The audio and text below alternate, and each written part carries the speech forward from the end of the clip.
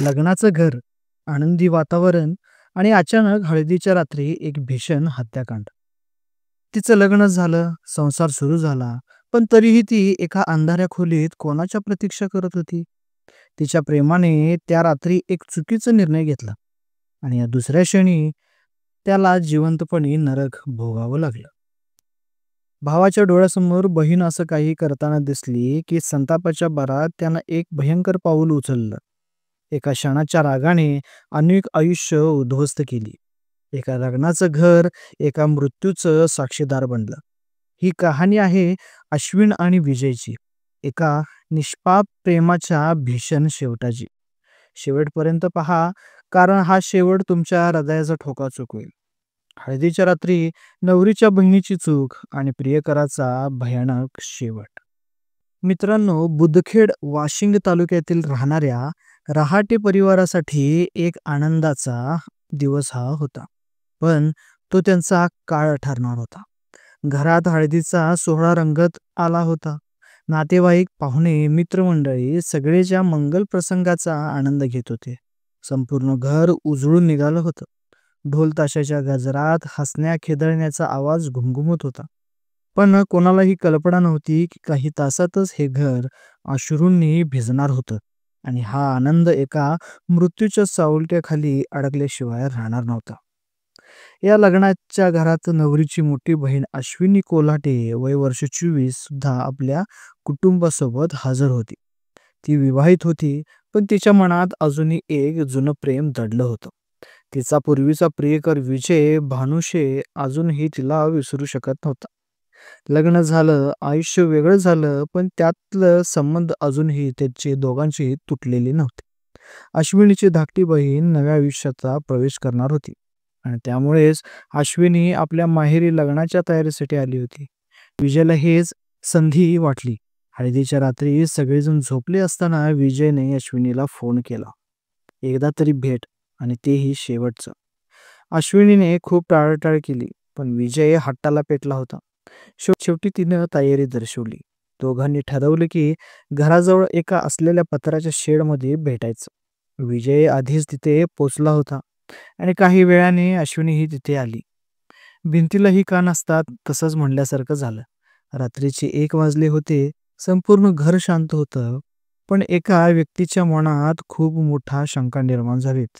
तो म्हणजे अश्विनीचा भाऊ विलास बुचडे. त्याने पाहिलं की अश्विनी दबक्या पावलाने घराबाहेर जात होती. एवढ्या रात्री ती कुठं जात असेल? त्याला काहीतरी संशय आला. त्याने आपल्या चुलत भावाला श्रीकांत बुचडे यालाही बोलवलं. दोघी तिच्या मागावर गेले. काही वेळाने त्यांनी पाहिलं की अश्विनी एका पत्र्याच्या खोलीत आत शिरली होती आणि आतून दरवाजा बंद केला होता. विलासच्या मनात संशय आणखीन वाढला. त्याने सुरुवातीला कान लावून दरवाजाला ऐकलं. त्याला भलताच आवाज आल्यानंतर त्यानं थेट दरवाजा तोडून आत प्रवेश केला. तेव्हा दरवाजा तोडताच जेव्हा समोरचं दृश्य पाहिलं तेव्हा त्याचा मस्तकाची आग मस्तकाला गेली. भावाचा त्याच्या संताप उच्च टोकाला जाऊन पोचला होता. त्या खोलीत अश्विनी आणि विजय एकमेकांच्या मिठीत निवस्त्र झोपले होते. हे पाहताच विलासला राग अनावर झाला. तू विवाहित आहेस, तरीही अशा वेळेस हे अशा प्रियकरासोबत भेटतेस? तो तिला फरफटत ओढून केसाला धरून नेऊन बाजूला करतो आणि श्रीकांत संतावतो. क्षणाभरात तिथं गोंधळ उठून जातो.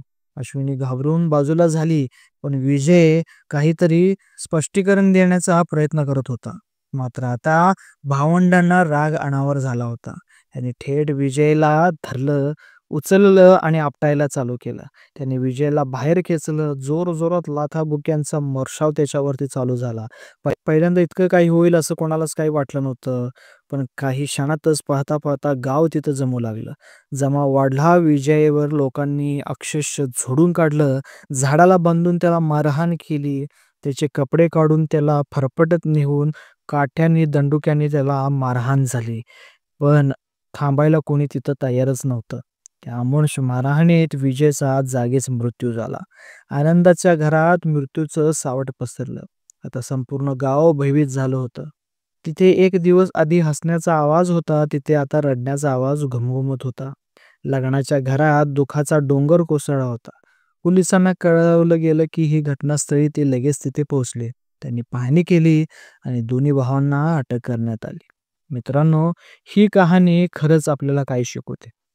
ही एक फक्त मृत्यूची कहाणी नाही, तर ही आहे एक चुकीच्या निर्णयाने उद्ध्वस्त झालेल्या जीवनाची कहाणी. जर अश्विनीने वेळेस योग्य निर्णय घेतला असता, तर हे सगळं टळलं असतं. तर विजयने आपल्या भूतकाळाला विसरून आयुष्य पुढे नेलं असतं, तर तो आज जिवंत असता. जर भावांनी कायद्याचा मार्ग निवडला असता, तर ते गुन्हेगार बनले नसते. एका क्षणाच्या रागात घेतलेला निर्णय आयुष्यभराचं दुःख देऊन या सगळ्यांना गेलाय. तुम्हाला काय वाटतं? या घटनेबद्दल तुमचं मत काय आहे? हे नक्की कमेंट बॉक्समध्ये कळवा. आणि अशाच खऱ्या घटना ऐकण्यासाठी आपल्या चॅनलला सबस्क्राईब नक्की करा. धन्यवाद.